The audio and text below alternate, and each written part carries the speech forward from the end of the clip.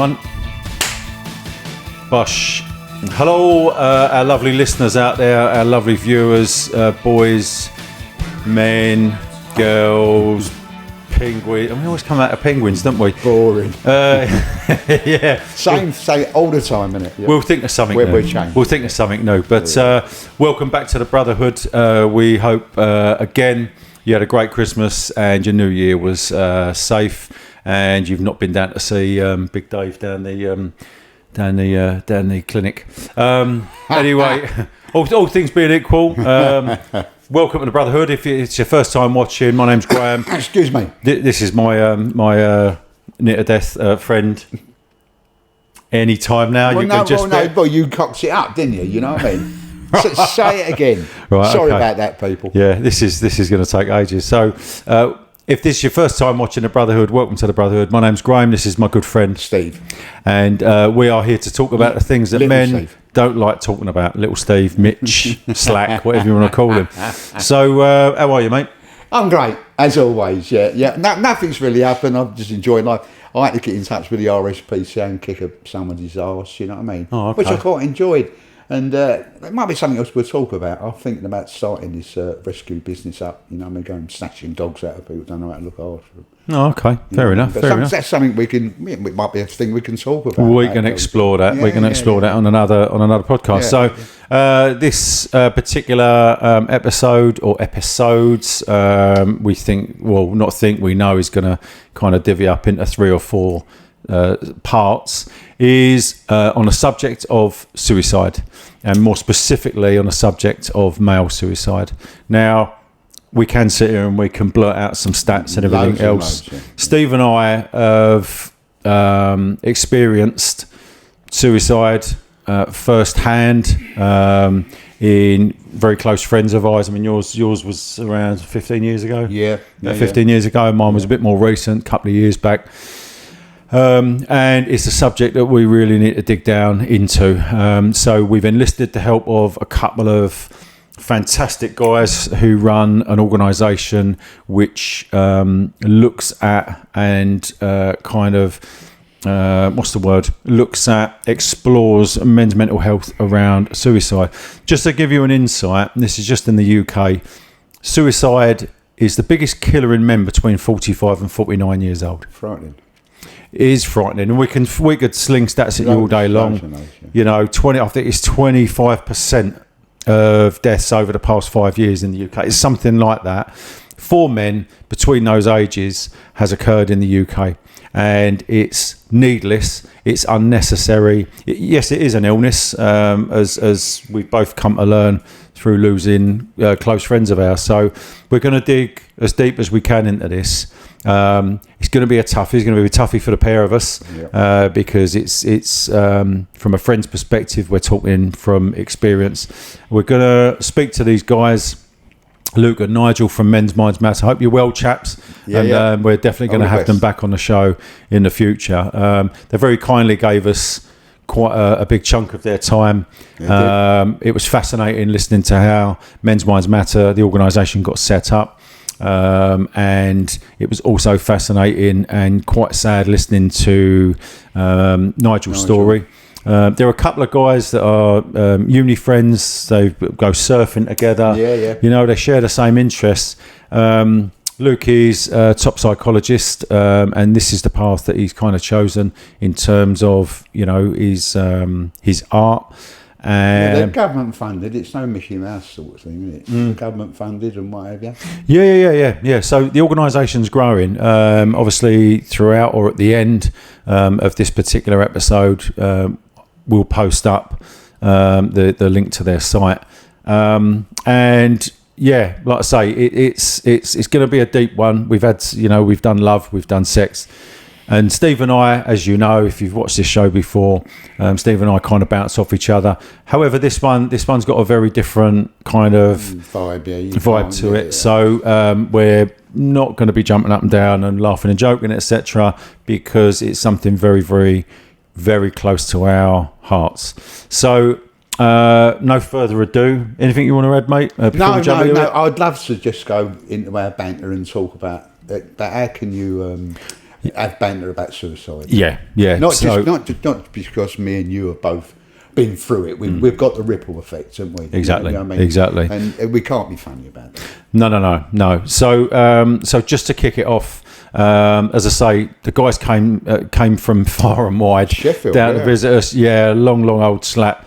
We can't thank you guys enough for doing that for us, and we hope that in essence, in return, that this opens a few people's eyes. Yeah, opens a few people's eyes. What they're doing. You know, and it goes with the old adage, like Steve and I've always said, is that if this podcast can put a smile on someone's face and stop them doing something that they don't need to do, just one. Yeah. We think we've had one or two already. Yeah. Then it's done the job, and that's what we set out to do. So no further ado, we interviewed the two guys, and first of all we spoke to Luke, and Luke was the one that actually set the organisation up, and this is how it happened. 2004, my interest in men's mental health and male psychology started. I was asked by South London and Maudsley NHS Trust to do a research project looking at the state of men's mental health in the London Borough of Southwark.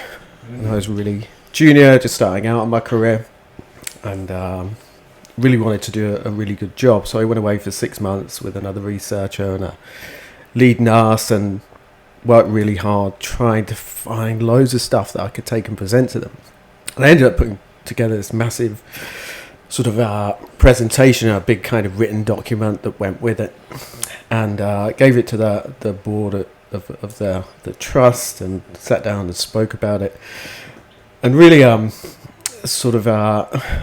didn't feel that it really had any substance in there, that it was really hard to find stuff to put in it, and it felt, looking back, that I'd really maybe missed the point, that a couple of years after doing that project, because it was really hard to find anything to put in it. Okay. I think that was the most interesting thing, that there weren't any services for men. There wasn't any research specifically focusing on men. There wasn't anybody really interested in the psychology of men and boys. So in 2004, what were the, I'm not after specific numbers, but what was the kind of generic or rough percentage at that point of, for male suicide? Always been the same. So if you look back as far as records exist, men have always been at greater risk of suicide.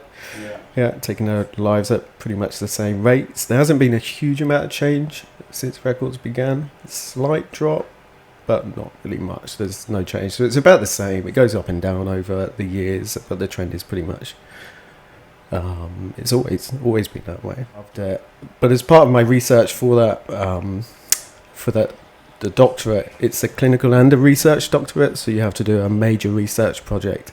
And I wanted to do mine in men's mental health, but I couldn't find anyone to supervise me. Okay. Yeah. I was like, I want to do this project. Is there anyone out there that can supervise a research project on men's mental health? And there was no one. Yeah. And I approached quite a few people, and they didn't seem to be interested. And then I found a professor from King's College, the Institute of Psychiatry, June Brown, and worked with her and did an online research project. It was a survey methodology, and I needed people to go online to complete my survey. So I remember going to the EDT, East Village Tavern, where I live. Gavin lives in the same area, and he sat down with the concept, Men's Minds Matter. I did really well. I got sort of almost 1,000 people that completed the survey, which was unheard of at those times, and really good sort of feedback. Had a Twitter account, directed people to the website, people took part, and I just started changing the content and uploading things around men's mental health, and there wasn't anyone really doing it at that point in time. Calm existed, and they were doing something a little bit different, and it was really easy to get up the search engine, so we were getting loads of visitors coming through the platform.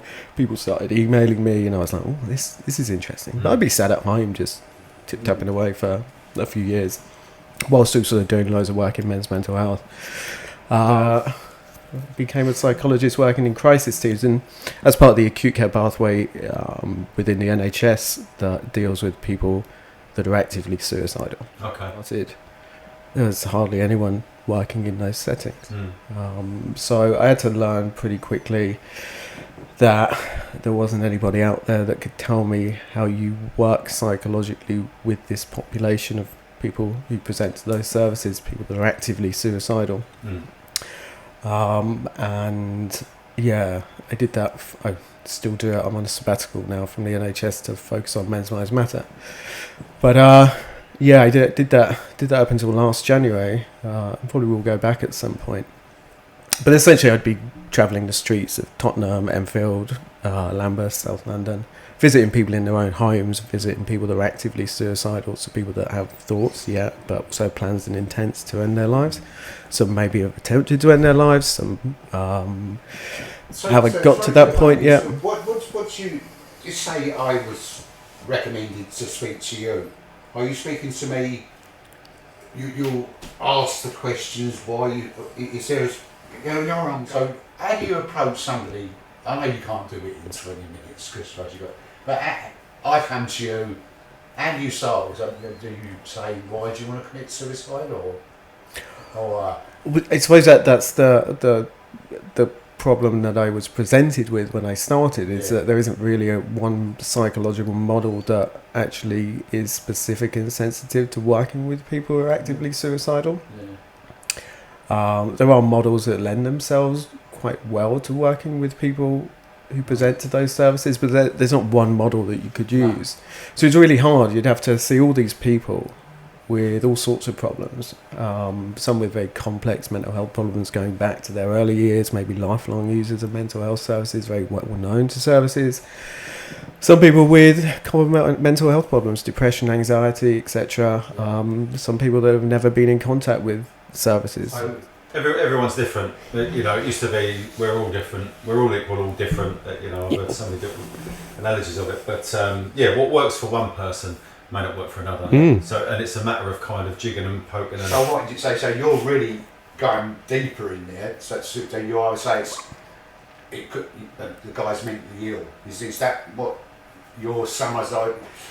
If you're speaking to somebody, at the end of it, can you say, no, this man's got a mental problem?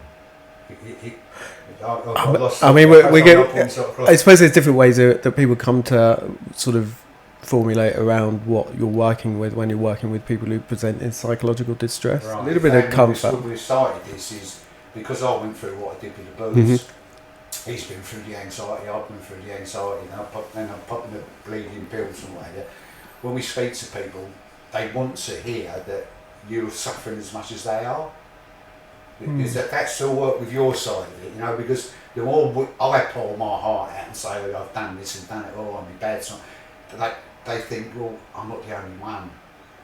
Yeah, of course. I mean, loads of people people feel very alone often when they're in the beginning of the journey. Talk, which is a good and I think I think they need to hear the nitty gritty, but we don't pussyfoot around. So Men's Minds Matter becomes this online public-facing kind of awareness-raising organisation. I'm doing sort of pockets of work, advising to other organisations from a perspective of thinking around men, etc., but also within my NHS work specialising in working with people face to face who are actively suicidal, so visiting people every day, maybe 3-4 people a day, 5 days a week, cycling around, visiting people that are going through this problem, trying to work out what to do with it. And then around about 2016, Men's Minds Matter, well, around about 2030, Men's Minds Matter sort of fell off the top pages of the search engines due to changes in Google Analytics and things.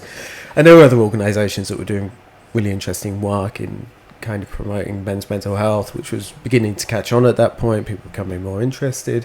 At which point I was like, I'm not really sure what this Men's Minds Matter thing is going to be. And then around about 2016, I was kind of like, hold on a minute. Okay. So one of the biggest issue from my perspective that men face, the starkest of all health inequalities is that men take their lives at the rates that they do. There wasn't one model that seemed to do everything that it needed to do, so you could walk in the room and answer those questions exactly as you said, that I could sit down and have a framework about in which I could think about them, and then I could intervene to help save their lives, right? And what I ended up doing, what I started to notice I was doing, is it didn't matter about the complexity of the person, it didn't matter about how old they were, how young they were, whether they're male, whether they're female, whether they're psychotic, whether they're depressed, whether they're anxious, or if they didn't have a mental illness. I seem to end up doing the same thing with each person. Okay. Now, if that's happening, that must mean that this is a problem in its own right. Every time I did a training session in a particular model, be it compassion-focused therapy, acceptance and commitment therapy, DBT, radically open DBT, whatever it would be, I'd go there with my hat on and say, okay, what is it about this model that can be helpful in doing this work with people that are suicidal? And I started to create a model. At Men's Minds Matter, started to think about that problem in that time that I give to that project, and started to flesh out what I thought would be a psychological model that defines the mechanisms that lead to and maintain suicidal thought, planning and intent. Okay, so I hope that gives you all an insight into the organisation itself. And don't get me wrong, I'm sure there's a number of organisations out there, not specifically aimed at men's mental health and suicide, but aimed at suicide. Again, if you need to speak to someone, the Samaritans, as we always say, 116-123. If you need to speak to us, it's 07762. The number's up on the top, 07762 99 1973. What do you make of that, mate?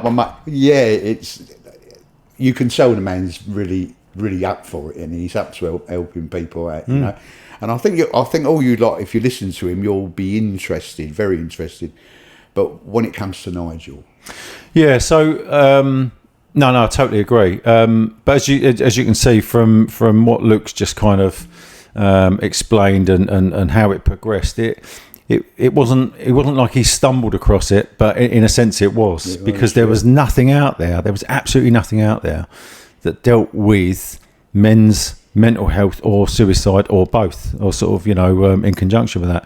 So it's something that in a fantastic way that he's nurtured, sort of stumbled across, but he's, like I say, developed the organisation, which now has government funding, and which is just incredible news. That's right. But just really sad the fact that if you're talking about the late 20-teens, that there was still nothing out there, with all the stuff on mental health nowadays, and that does surprise me. It shocks me, to be fair. But there was still nothing out there at that point that could help men. So I think that works with what we're doing as well. Perhaps I'm wrong, and perhaps you'll put me right. You're never wrong. No, I don't think so. No, basically, I was about to say basically again. Then when we started this, how long ago did we start this? So we started this back in September. Right, say no more. Now, perhaps we were looking for it, but when we started it up, because we didn't think that there's a lot out there, I couldn't find, perhaps one, maybe two people that are trying to do what we're doing. Yeah. But now, have a look yourself. There's dozens of them. Quite a few, So are we a leader of the pack? So it's people saying, we'll have a bit of that and get it out there. Yeah, well, look, do you know what? I mean, for me, I'm indifferent about it, because if we are the leader of the pack, great, but, and I say this with love, and you know what I mean when I say this, is we're not doing this for pats on the back. No, I didn't mean and I know you didn't mean that, but I suppose what I mean is that whether we're the leader of a pack or we're not, it makes no odds to me. If it's generated something, fantastic. That's because the message is getting out there. Absolutely. And I know that's what you meant. Yeah, and people, I haven't got into them when I've seen them, but they might be suffering like we have. Yeah. And they wanted to tell their story. So, whatever. I don't want to be a leader of the pack. You know what I mean? Just have loads of people out there thinking about it, Yeah. So, ultimately, and one of the things that I will say, and forgive us if we do repeat ourselves over the next 3-4 episodes with this, but like I say, this subject is what spurned the start of Steve and I entertaining people out there, if that's what you'd call it, or kind of talking about the things that men don't want to talk about, because like we said from the start, women are great. women, you're amazing at talking about stuff. Get a bottle of Lee Fran Milch, or if you're really classy, you know, Blue Nun, you know, and you crack a bottle open and you'll sit around and you will talk about everything. Exactly. Men, not so great. Not so great. We're getting better at it, but not so great. You know, like, I mean, I don't say it to you because you're an East End roughy tufty, but most of my and you are a close mate, but like, for example, my bestest mate, and he watches this, but my bestest mate, every text or if I speak to him on the phone, I'll always tell him I love him. Always tell him I love him. Yeah. Now, you know I love you. Yeah. Do you know what I mean? I do that as well. But my point is that this is the sea change, and bear in mind, we both grew up in jobs and in careers that were predominantly male dominated. Spit and vomit and you know, we have the odd punch up and this, that and the other. But for me, it's about progressing as an individual and knowing that actually it's all right. It's all right to tell your mate that you love him, and if he turns around and slags you off, then just punch him. You know, whatever it is. No, I'm joking. But my point is that we think a lot of things, we don't actually say them. That's what I'm getting at. And if you feel it and you think you should say it, then just fucking say it. Just say it, because it might mean the world to someone. It might actually change their outlook at that particular moment in time. But don't leave it until it's too late, because when it's too late, you can't tell them, if that makes sense. So one of the key things throughout this as well is the ripple effect, is the effect. You've got to go for that all the time. You know, basically, I'm sorry about butting in, but you know, if you've got these tendencies in your mind that you want to commit suicide, you've had enough, you're depressed and blah, blah, blah, just think of that ripple effect. It just don't go one ripple, it ripples and ripples. So try and get that in your mind. Say, whoa, do I really want to, my wife, kids, uncles, aunts, best friends who love you, you know? I think that's a good time to get your mind on that. And it goes hand in hand with literally what we've just said, which is about if you feel it, you think it, then say it. Do you know what I mean? It because a lot of people, I think, not just men, I think a lot of people in this world don't realise their worth. They don't realise their value, because you can see everything pretty one-dimensional. And I suppose what we're getting at is you don't want to get to that point where it's too late. You don't want to be up there looking down, whatever kind of persuasion you are, looking down thinking, my God, I didn't realise that, like, I didn't realise that would have that impact. We've seen the impact firsthand, and I'll tell you this now, and I'll be brutal about it, it's not fucking good. And it goes at all. It's not good at all. You know, kids, wives, friends, brothers, sisters, the lot of it. I've seen the impact, and it. Trust me, if you think you have no value or no worth in this world, you're wrong. You're completely and utterly wrong. Well, that's why what we're doing is about that men don't talk. You know, what I've gone through, we've all gone through it, but say with my anxiety, my anxiety was worse when my wife didn't understand what anxiety was, and that took. You know, it took quite a few years for her to think, he's being a wuss. But when you get somebody like yourself, who I love dearly, and I know I can talk to you because I'm not feeling fucking right here. Yeah. And then I don't want sympathy, you'll give me empathy, or you'll try and help me out.